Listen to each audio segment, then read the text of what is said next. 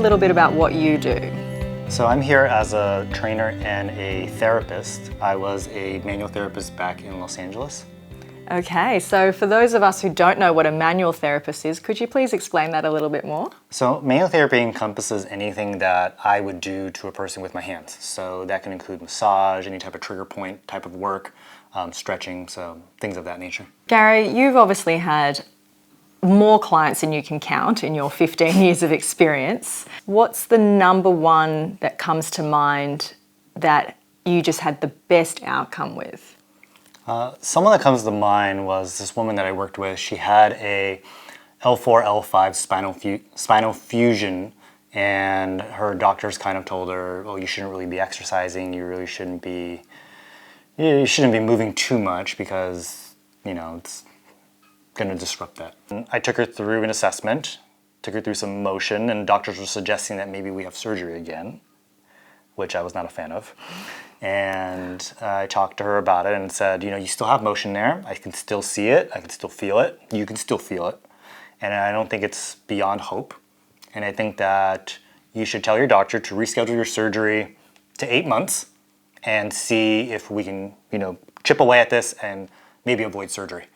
And she was more than keen because she didn't like surgery in the first place, because, who does, other than the surgeon. And so we went through an assessment, took her through all the positions that she needed to get into, taught her exercises, stretches, eventually got her back to lifting weights, because that's ultimately the goal for almost every client I work with, is to get them to lift some form of weight, some form of resistance training, because it's really what solidifies the stretching and the mobility work that you do, because just doing that alone isn't going to do it.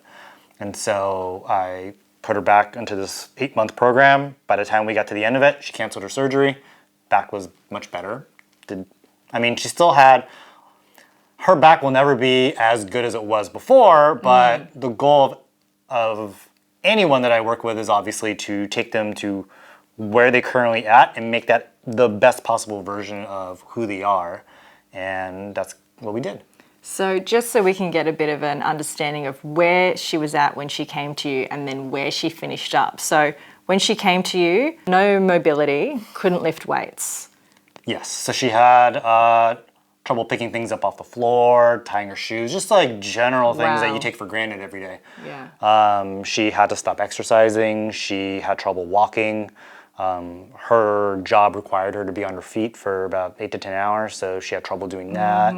There was obviously, she has a family, so there's concerns about not being able to work. And so for me, I knew, well, this is the number one goal. Like, we got to make sure that you're able to stay upright and moving and playing with your kids, but also being able to do your job. And by the end of your 8-month program, where was she at? Lifting personal bests, being able to participate in group classes again. And she didn't have any issues with work, didn't miss a day. No complaints. Great. That's the best outcome. Yeah, of course.